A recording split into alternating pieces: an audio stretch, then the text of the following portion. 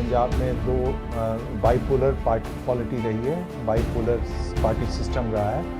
या तो सरकार कांग्रेस की रही है या तो सरकार अकालियों की रही है। ग्रीन रेवोल्यूशन की बात तो होती है लेकिन वो मैनिफेस्टो में सिमट कर रह जाती है, चुनावी वायदों में सिमट कर रह जाती है।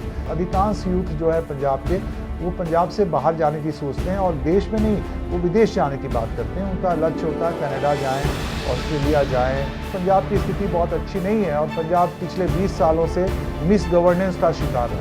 पंजाब का एक और प्रॉब्लम क्या है कि पंजाब में जो एम्प्लॉयबिलिटी है, जो वो भी एम्प्लॉयबिलिटी जिसको कहते हैं ना कि जो एम्प्लॉयमेंट के लायक हैं, वो भी नहीं है। तो यहाँ की शिक्षा व्यवस्था जो है बिल्कुल ही नीचे जा रही है। पंजाब में तो कुछ हुआ ही नहीं। पंजाब की इकॉनमी आज भी एग्रीकल्चरल इकॉनमी है, वो भी आज भी जो कैपिटल इंटेंसिव इकॉनमी है। और यहाँ की सॉइल ऑफ क्वालिटी देख लें आप, यहाँ का वाटर टेबल देख लें, सभी कुछ नीचे जा रहा है। फार्मर्स इतना ज़्यादा एजुकेट क्यों कर रहे हैं? Because they are very insecure, उनके पास कोई दूसरा रास्ता नहीं है, कोई ऑल्टरनेटिव नहीं है। लॉप साइडेड पॉलिटी रही है, एक कम्युनिटी का बोलबाला रहा है पॉलिटिक्स में। लोहिया जी कहते थे कि रोटी पलटती रहनी चाहिए तो रोटी अच्छी सीखती है, क्योंकि अमरिंदर सिंह का परफॉर्मेंस अच्छा नहीं रहा था। ये आप किसी भी पंजाबी से पूछ लें, उनकी सरकार ने अपने वायदे को पूरे नहीं किए। ठीक है, कोरोना है, सब कुछ है, लेकिन पॉलिटिक्स में अभी भी तो कोरोना है ना, तो चन्नी साहब घूम रहे हैं ना, तो ऐसे होता है। बादल साहब घूम रहे हैं ना, सीनियर जूनियर बादल। और चन्नी तो बाय डिफ़ॉल्ट आए, चन्नी उनके ओरिजिनल एजेंडा में नहीं थे। पहली बार एक दलित कम्युनिटी का, क्योंकि जैल सिंह थे वो तरखान थे, वो दलित नहीं थे, है ना। और बाकी सारे चीफ मिनिस्टर जो पंजाब के 1966 के बाद जब से पंजाबी सूबा बना है, वो जट सिख रहे हैं। चरणजीत सिंह चन्नी को मुख्यमंत्री बनाने की वजह से एंटी इनकम्बेंसी फैक्टर को थोड़ा सा दूर करने में सफलता मिली है कांग्रेस को। कांग्रेस की मुसीबत जो है सिद्धू भी बढ़ा रहे हैं। Sidhu has become a leader of opposition, है ना। अभी आपको लगता है कि भाई वो तो अपोजिशन का रोल प्ले कर रहे हैं। चन्नी जो है वो बंदा है जो इंडिपेंडेंटली चुनाव जीत चुका है। अकालियों के सामने 2-3 समस्याएं हैं। एक तो उनकी लीडरशिप समस्या है। तो ये 10 साल का जो शासन रहा वो मेरे ख्याल में अकालियों के लिए मतलब एक निगेटिव फैक्टर है। ये कहना कि आम आदमी पार्टी गायब हो जाएगी, ये नहीं कर सकते। कांग्रेस को एक स्लाइट एडवांटेज है, इस तरह से एडवांटेज है कि कांग्रेस अगर मान लीजिए मैजिक फिगर पे नहीं भी पहुंच पाती है तो कांग्रेस के जो रेबल होंगे, जिनको टिकट कटेगा जिनका, वो भी कांग्रेस में वापस आ सकते हैं। वो अकाली दल की बजाय कांग्रेस को प्रेफर करेंगे। कि शंकु विधानसभा भी बनती है तो कांग्रेस का पलड़ा थोड़ा भारी नजर आ रहा है। कांग्रेस में तो उठापटक होनी है, क्योंकि चन्नी अपने कैंडिडेट को लाना चाहेंगे, सिद्धू अपने कैंडिडेट को लाएंगे, रंधावा अपने कैंडिडेट को लाना चाहेंगे, है ना। तो ये कहीं ना कहीं कुछ जो कांग्रेस के कद्दावर नेता हैं उनके टिकट कटेंगे। दलित जो है ना पंजाब में, दलित तो सिख भी है, क्रिश्चियन भी हैं, हिंदू भी हैं। तो ये कोई मतलब वैसे तो कोई भी कम्युनिटी होमोजेनस नहीं होती, है ना। विमेन भी होमोजेनस नहीं होती हैं, अपर कास्ट वुमेन होती हैं, लोअर कास्ट वुमेन होती हैं, आपकी तरह महिलाएँ होती हैं, अर्बन महिलाएँ होती हैं, रूरल महिलाएँ होती हैं। तो जैसा शरद यादव ने कहा ना, परकटी महिलाएं, तो हर तरह की महिलाएं होती हैं। तो कोई भी कम्युनिटी एसेंशियलाइज तो आप नहीं कर सकते। सिख जो दलित हैं वो अकाली दल के साथ जाते हैं, हिंदू दलित जो हैं वो कांग्रेस के साथ जाते हैं, और क्रिश्चियन दलित भी कांग्रेस के साथ जाते हैं। कांग्रेस अगर चुनाव जीत जाती है तो Channi would emerge as a very powerful leader, क्योंकि मतलब Channi would become a poster boy for the Congress. All India party है ना कांग्रेस, तो हर जगह उनको पेश किया जाएगा। नमस्कार, स्वागत है आपका एक बार फिर आज के इस कार्यक्रम में। और इस समय हम मौजूद हैं पंजाब यूनिवर्सिटी में और मेरे साथ मौजूद हैं प्रोफेसर आशुतोष कुमार, पंजाब यूनिवर्सिटी में प्रोफेसर हैं पॉलिटिकल साइंस डिपार्टमेंट में। बहुत बहुत स्वागत है प्रोफेसर आशुतोष आपका इस कार्यक्रम में। तो प्रोफेसर आशुतोष, आपसे मैं समझना चाहूँगी पंजाब की पॉलिटिक्स के बारे में अगर हम चर्चा कर रहे हैं, तो अगर विधानसभा चुनावों की 117 सीटें हैं, तो ऐसे में कौन से ऐसे मुद्दे हैं जो इस बार आपने देखा, कई सालों से आप देख रहे होंगे, कई दशकों से जो बदलाव आ रहे हैं पंजाब की राजनीति में। तो इस बार के जो विधानसभा चुनाव है पंजाब के, जो 117 सीटों विधानसभा सीटों के लिए वोट पड़ेंगे, उसमें यूथ की क्या एस्पिरेशंस हैं, महिला किस तरफ जा रही हैं, ओवरऑल आप जो वोटर्स को हैं वो किस तरह से रीड कर रहे हैं कि उनकी सोच में, उनके वोट को लेकर पैटर्न में, कि जब वो वोट करने जाते हैं तो अब उस सोच में क्या बदलाव आ रहा है? देखिए 1996 से आप देखें तो पंजाब में दो बाईपोलर पॉलिटी रही है, बाईपोलर पार्टी सिस्टम रहा है। या तो सरकार कांग्रेस की रही है या तो सरकार अकालियों की रही है। तो ये पिछले 2014 के बाद से ये थर्ड ऑल्टरनेटिव की बात हो रही है। तो मुझे लगता है कि इस चुनाव में भी ये मुद्दा रहेगा कि क्या हम कांग्रेस के साथ जाएं या अकाली दल के साथ जाएं, या हम तीसरे ऑल्टरनेटिव के बारे में भी सोचें। हम तीसरे ऑल्टरनेटिव के रूप में आज आप देखते हैं कि आम आदमी पार्टी खड़ी है एक विनेबल पार्टी के रूप में। तो ये एक अंतर आया है पिछले चुनावों से कि इस बार आप देख रहे हैं कि आम आदमी पार्टी जो पिछले बार मेन अपोजिशन पार्टी रही थी, इस बार भी वो चुनाव में खड़ी है और वो अपने चुनाव में उम्मीदवार उतारेगी और एक थर्ड ऑल्टरनेटिव के रूप में अपने को पेश करेगी। दूसरा सवाल आपने पूछा कि जो यूथ हैं, जो महिलाएं हैं, उनकी क्या आशाएं रहेंगी। तो उनकी आशाएं तो वही हैं जो एक सब्सटेंटिव इश्यूज जैसे एम्प्लॉयमेंट का मुद्दा है पंजाब में। आप देखें तो पंजाब में क्या हो रहा है कि जो हरित क्रांति थी वो कब की ख़त्म हो चुकी है। It has run its course, है ना। Green revolution, second green revolution की बात तो होती है लेकिन वो मैनिफेस्टो में सिमट कर रह जाती है, चुनावी वायदों में सिमट कर रह जाती है। हर एक पार्टी जो चुनाव लड़ती है वो बात करती है कि हम इंडस्ट्री लाएंगे, इन्वेस्टमेंट लाएंगे। पिछले बार कैप्टन अमरिंदर सिंह ने बड़े बड़े वादे किए थे, उससे पहले अकाली वादे करते रहे, लेकिन पंजाब की जो इंडस्ट्रीज़ है वो आने की बजाय जा रही है। अगर आप देखें तो जलंधर, लुधियाना जो एंसिलरीज थी, जो छोटी छोटी इंडस्ट्रीज़ थी, स्मॉल इंडस्ट्रीज़ थी, या मैन्युफैक्चरिंग हब था लुधियाना, जैसे आपका वुलन का हुआ और ये जितने भी जो मॉन्टे कार्लोन और सारे जो थे, धीरे धीरे आप देखेंगे कि बहुत सारी इंडस्ट्रीज यहाँ से शिफ्ट हो रही हैं, बद्दी जा रही हैं, कहीं और जा रही हैं।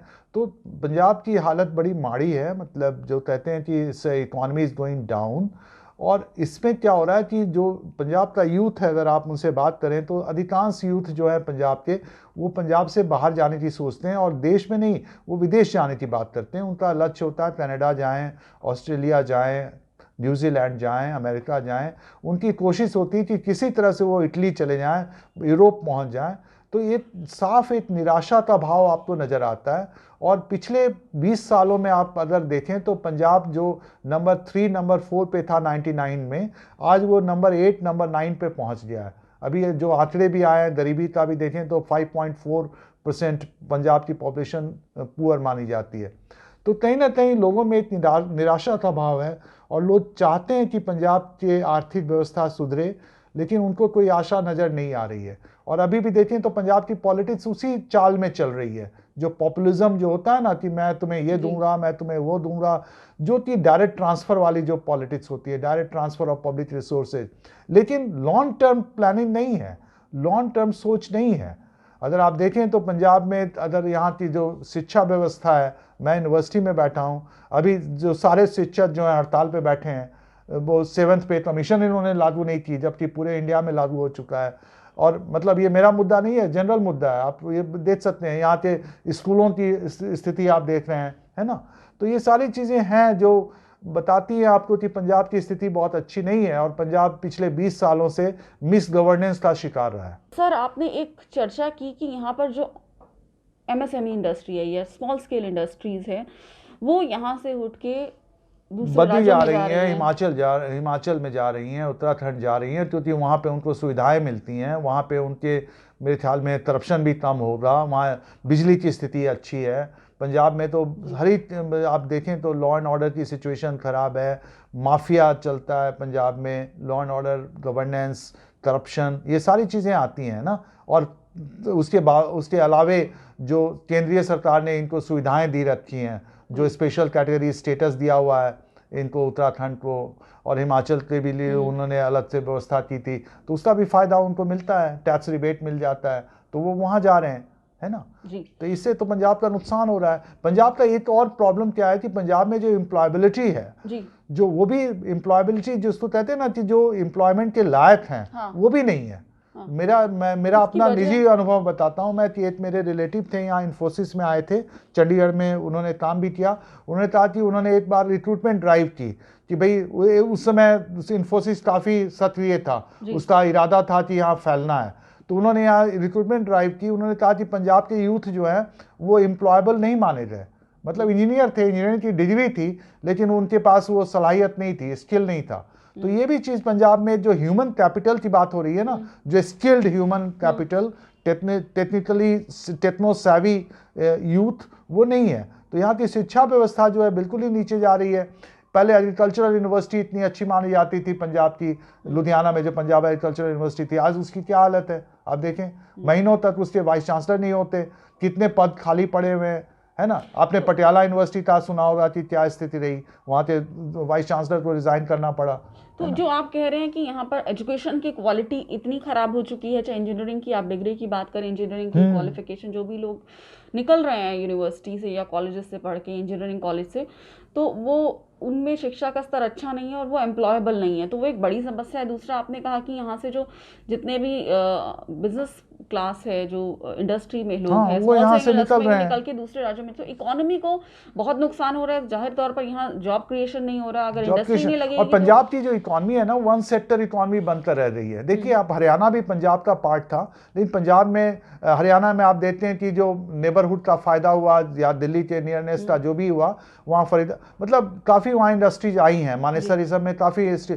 पंजाब में तो कुछ हुआ ही नहीं। पंजाब की इकॉनमी आज भी एग्रीकल्चरल इकॉनमी है, वो भी आज भी जो कैपिटल इंटेंसिव इकॉनमी है, और यहाँ की सॉइल ऑफ क्वालिटी देख लें आप, यहाँ का वाटर टेबल देख लें, सभी कुछ नीचे जा रहा है। तो एग्रीकल्चर भी अब प्रॉफिटेबल नहीं है। आपने देखा फार्मर्स मूवमेंट में फार्मर्स इतना ज़्यादा एजिटेट क्यों कर रहे हैं, because they are very insecured, उनके पास कोई दूसरा रास्ता नहीं है, कोई ऑल्टरनेटिव नहीं है। और एक तरह से जो एमएसपी है वही, वो उनको वही चीज़ें धान उपजाने हैं जो कि धान यहाँ के लिए ठीक नहीं है ना। चावल जो है पंजाब की एग्रीकल्चर को नहीं सूट करती, लेकिन वो उसी को उपजाने के लिए मजबूर हैं। तो एक तरह से एक विशियस सर्कल बन गया है पंजाब में।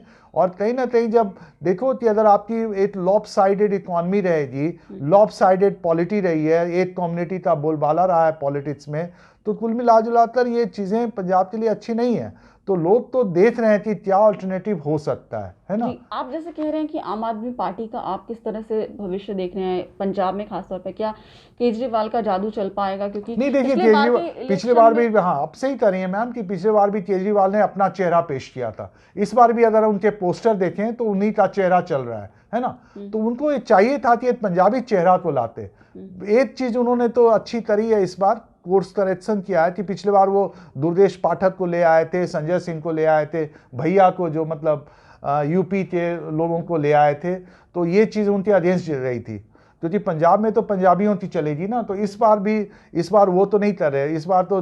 लेकिन फिर भी आप देखते हैं कुल मिलाकर दिल्ली का बहुत ज़्यादा रोल है, और इसी कारण से आम आदमी पार्टी के बहुत सारे एमएलए पार्टी छोड़कर गए। तो ये चीज़ जो है, ये केजरीवाल को समझना चाहिए कि पंजाब में तो आम आदमी पार्टी तभी अच्छा कर पाएगी जब वो कोई सिख चेहरा, जैसा वो कहते हैं कि पेश करेंगे, तो जल्दी से जल्दी पेश करें, संगठन के स्तर पे काम करें। संगठन स्तर पे मुझे नहीं लग रहा कि बहुत ज़्यादा काम हो रहा है, तो तभी वो एक जो आम आदमी पार्टी है जो अपने पोटेंशियल को फुलफिल कर पाएगी। 2017 में अगर आप देखें तो 2016 तक, 2016 के विंटर में, नवंबर दिसंबर में अगर आप बात करते इस समय, तो उनकी अच्छी पकड़ बन रही थी। एक समय तो ऐसा लग रहा था कि कहीं वो चुनाव जीत न जाए।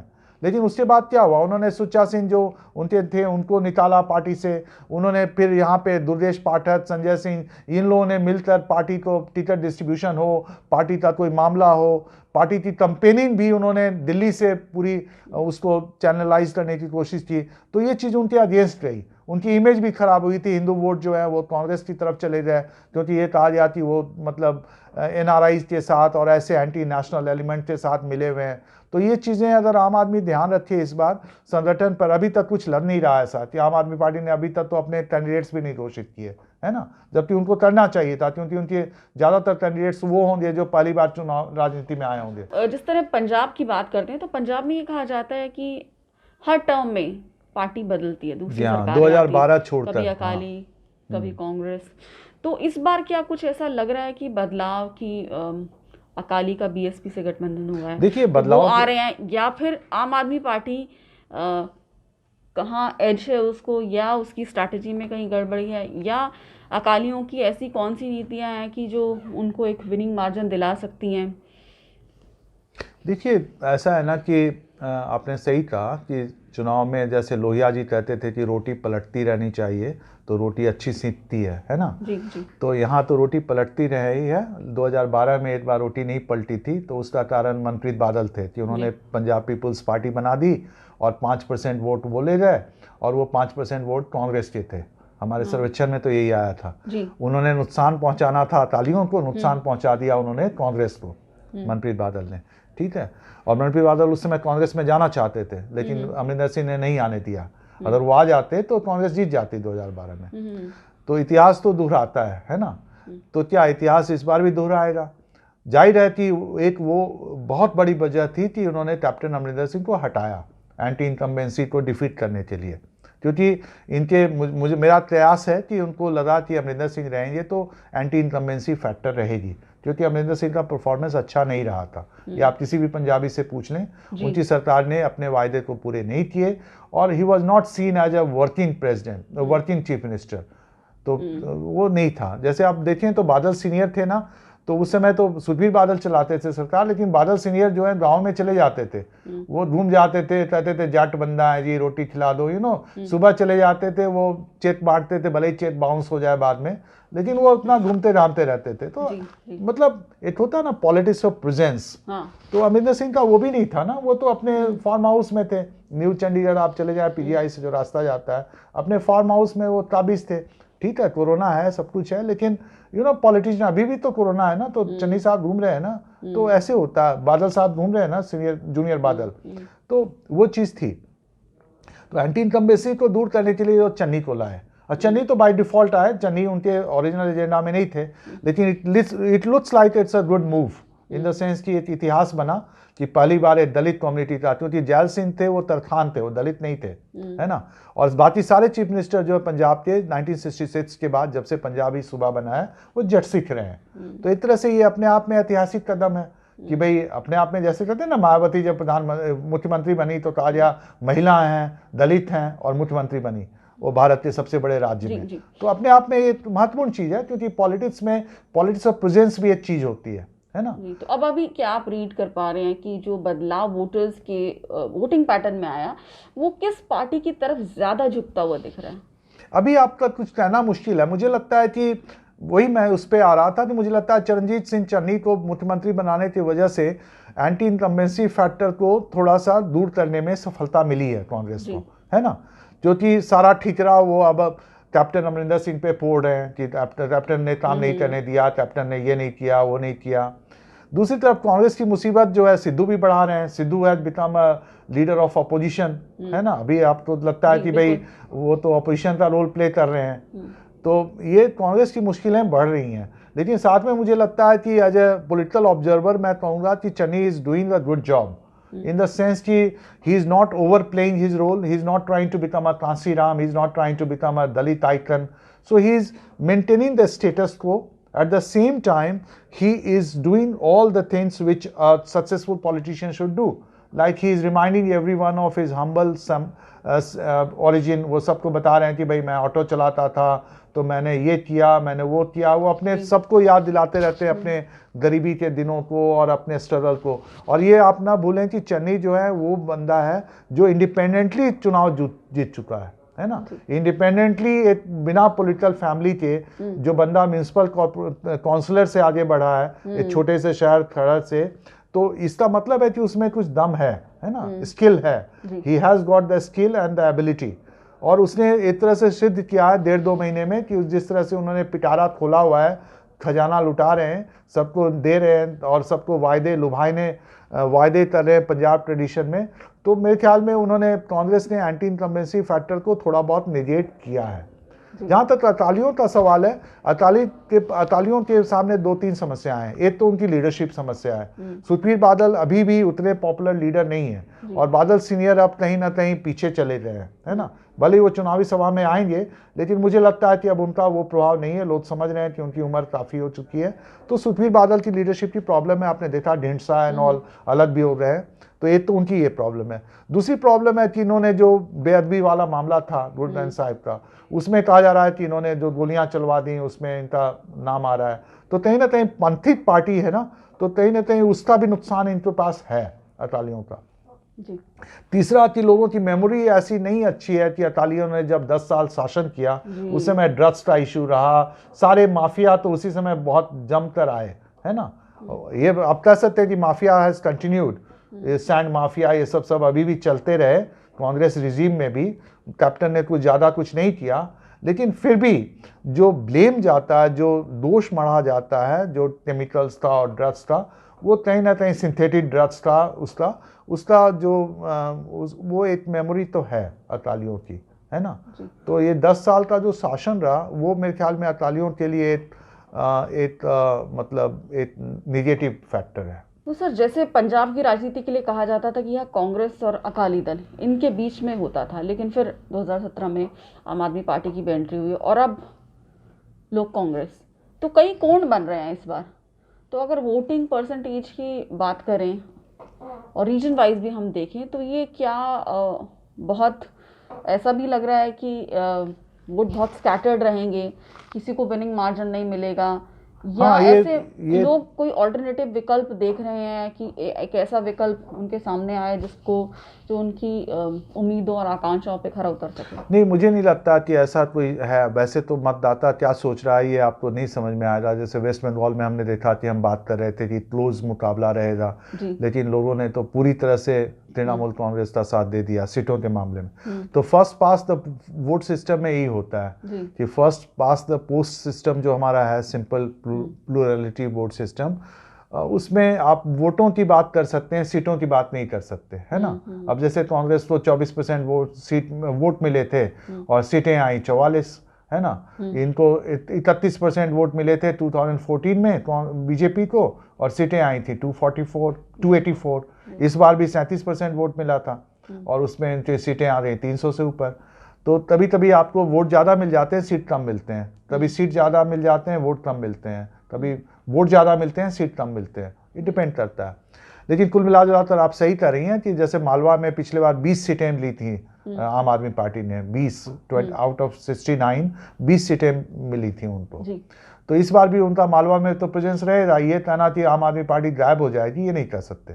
अभी देखना होगा कि आम आदमी पार्टी को जो वोट मिल रहे हैं वो वोट अगर आम आदमी पार्टी नहीं होती तो किसको मिलते, है ना।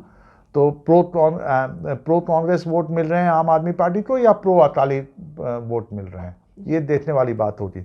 मेरा ख्याल है कि आम आदमी पार्टी को सिखों के वोट ज़्यादा मिल रहे हैं। पिछले बार तो सिखों से ज़्यादा वोट मिले थे और सिखों के वोट ज़्यादातर मैं नहीं कहूँगा कि कांग्रेस को नहीं मिलते, ऑब्वियसली कांग्रेस को मिलते हैं, तभी तो कांग्रेस चुनाव जीतती है। लेकिन सिखों के वोट ज़्यादातर अकालियों को जाते हैं, खासकर जट सिखों के। अगर वो वोट जाते हैं जट सिखों के आम आदमी पार्टी को, जैसा कि पिछले 2 चुनावों में देखा गया है, 2017 में और 2019 में भी देखा गया कि जट सिखों की अच्छी खासी संख्या ने आम आदमी पार्टी को सपोर्ट किया था, तो निश्चित तौर से ये अकालियों के लिए बुरी खबर होगी, है ना। तो ये कह सकते हैं आपकी कुल मिलाकर मेरा आकलन ये है कि अभी के दिन, आज के दिन कांग्रेस को एक स्लाइट एडवांटेज है। इस तरह से एडवांटेज है कि कांग्रेस अगर मान लीजिए मैजिक फिगर पे नहीं भी पहुंच पाती है तो कांग्रेस के जो रेबल होंगे, जिनको टिकट कटेगा जिनका, वो भी कांग्रेस में वापस आ सकते हैं। वो अकाली दल की बजाय कांग्रेस को प्रेफर करेंगे। इवन मैं तो यहाँ तक कहूँगा कि आम आदमी पार्टी के भी जो जीतने वाले कैंडिडेट हैं वो सत्ता गठबंधन करें कांग्रेस के साथ, न कि वो अकालियों के पास जाएंगे। तो कुल मिलाकर मुझे लगता है कि अगर त्रिशंकु विधानसभा भी बनती है तो कांग्रेस का पलड़ा थोड़ा भारी नज़र आ रहा है। अब ये देखना होगा कि सिद्धू की पॉलिटिक्स क्या होती है, क्योंकि अभी टिकट डिस्ट्रीब्यूशन होना है मैडम। ये बहुत बड़ी चीज़ है कि टिकट डिस्ट्रीब्यूशन में किसकी चलेगी। वहाँ पे काफ़ी उठापटक होगी कांग्रेस में, जो कि उठापटक अकालियों में नहीं होगी, क्योंकि अकाली में तो एक फैमिली पार्टी है ना। वहाँ तो बादल की जो फैमिली है वो डिसाइड करेगी। लेकिन कांग्रेस में तो उठापटक होनी है, क्योंकि चन्नी अपने कैंडिडेट्स को लाना चाहेंगे, सिद्धू अपने कैंडिडेट्स को लाएंगे, रंधावा अपने कैंडिडेट को लाना चाहेंगे, है ना। तो ये कहीं ना कहीं कुछ जो कांग्रेस के कद्दावर नेता हैं उनके टिकट कटेंगे और वो कहाँ जाते हैं, अकालियों के पास जाते हैं कि वो अमरिंदर सिंह के पास जाते हैं, ये देखने वाली बात होगी। जी, और अंत में वोटर्स को अगर हम देखें, चाहे महिला वोटर हैं, चाहे यूथ वोटर हैं, कुछ ऐसे वोटर होंगे जो पहली बार वोट दे रहे हैं, तो और एक दलित, ये कई फैक्टर हैं। देखिए, दलित जो है ना, पंजाब में दलित तो सिख भी है, क्रिश्चियन भी हैं, हिंदू भी हैं। तो ये कोई मतलब वैसे तो कोई भी कम्युनिटी होमोजेनस नहीं होती है ना। विमेन भी होमोजेनस नहीं होती हैं, अपर कास्ट वुमेन होती हैं, लोअर कास्ट वुमेन होती हैं, आपकी तरह महिलाएं होती हैं, अर्बन महिलाएं होती हैं, रूरल महिलाएं होती हैं। तो जैसा शरद यादव ने कहा ना, परतटी महिलाएं, तो हर तरह की महिलाएं होती हैं। तो कोई भी कम्युनिटी एसेंशियलाइज तो आप नहीं कर सकते। लेकिन दलितों में तो निश्चित रूप से डिवीजन है ना, कि बस सिख भी हैं, क्रिश्चियन भी हैं, हिंदू भी हैं। और आज अगर आप जनरली देखें अगर हमारे CSDS डेटा को, तो सिख जो दलित हैं वो अकाली दल के साथ जाते हैं, हिंदू दलित जो हैं वो कांग्रेस के साथ जाते हैं, और क्रिश्चियन दलित भी कांग्रेस के साथ जाते हैं। ट्रेडिशनली यही होता रहा है, कोई हार्ड एंड फास्ट रूल नहीं है। तो ये कहना कि दलित जो है वो, चूंकि चन्नी दलित हैं तो दलितों के सारे दलित वोट जो हैं वो कांग्रेस के पास चले जाएंगे, ये मुश्किल होगी। लेकिन निश्चित रूप से इसका एडवांटेज तो कांग्रेस को मिलेगा, निश्चित तौर पे मिलेगा। क्योंकि देखिए अभी तक अकाली दल ने तो घोषित नहीं किया, उन्होंने कहा था डिप्टी चीफ मिनिस्टर में बनाएंगे दलित को, है ना, BSP से बनाएंगे या दलित को बनाएंगे, कुछ तो किया नहीं। और लोगों को भी पता है कि अगर वो बनेगा भी मुख्यमंत्री, उसकी कोई से नहीं होगी, क्योंकि जो भी अकाली गवर्नमेंट होगी उसमें बादल फैमिली डोमिनेट करेगा, है ना। तो ये निश्चित तौर पे चन्नी के बारे में तो ऐसा आप नहीं कर सकते। Channi is an effective leader, और अगर चुनाव जीत जाता है कांग्रेस, अगर चुनाव जीत जाती है तो Channi would emerge as a very powerful leader, क्योंकि मतलब Channi would become a poster boy for the Congress. All India party है ना कांग्रेस, तो हर जगह उनको पेश किया जाएगा, है ना। तो जिस तरह कहा जाता है कि चुनाव में एक हफ्ता भी बड़ा दिन, बड़ा लंबा अरसा होता है, एक बड़ा ड्यूरेशन होता है, तो अभी देखते हैं कि किस तरह। अभी तो पिक्चर बहुत बाकी है, अभी तो ट्रेलर भी नहीं है, मतलब अभी तो मध्यांतरण भी नहीं हुआ है, क्या कहते हैं, इंटरवल कहते थे ना, अभी तो इंटरवल भी नहीं हुआ की। और क्योंकि महिलाओं की तो एक तरह से एक यूथ तो देखिए ना, एक जमाने में कहा जाती यूथ, 2017 में हमारे जो स्टूडेंट्स थे ना, वो कहते थे हम तो आम आदमी पार्टी को वोट देंगे। बहुत सारे जो स्टूडेंट्स लौट कर आए, उन्होंने कहा हमने अकालियों को दिया। क्यों भाई? तो जब गांव गए ना, विलेज गए, तो उन्होंने वहां का सामाजिक परिवेश देखा। तो आपने जैसे फिल्म में देखी है विरासत, जी। और आपने गॉडफादर भी पढ़ा होगा, लाइक। तो आप जब जाते हैं ना गांव में वोट देने के लिए, तो वहां का परिवेश देखते हैं, वहां आप देखते हैं कि सोशल रिलेशनशिप क्या है, अपने फादर की बात सुनते हैं, अपने चाचा की बात सुनते हैं, फिर आप वोट देते हैं। तो ये चीज़ें जो होती है ना, एक रोमांटिसिज्म कि हम आम आदमी पार्टी को देंगे, एक नई पार्टी आई है, ईमानदार पार्टी है, ये सब चीज़ें हवा में रहती हैं। जब वोटिंग होती है तो लोग कैलकुलेट करते हैं, सोचते हैं, वो स्टेटस को के फेवर में जाते हैं। तो आप ये सोचें, अगर आप हमारे सर्वेक्षण को भी देखें ना, यूथ का वोट अलग नहीं होता, यूथ का वोट अलग से, यूथ कोई वोटिंग कैटेगरी के रूप में नहीं है इंडिया में, नहीं है वो। इवन महिलाओं का अगर देखें तो महिलाओं का प्रेफरेंस होता है, जैसे हम कहते हैं कि भाई महिलाओं को फायदा है,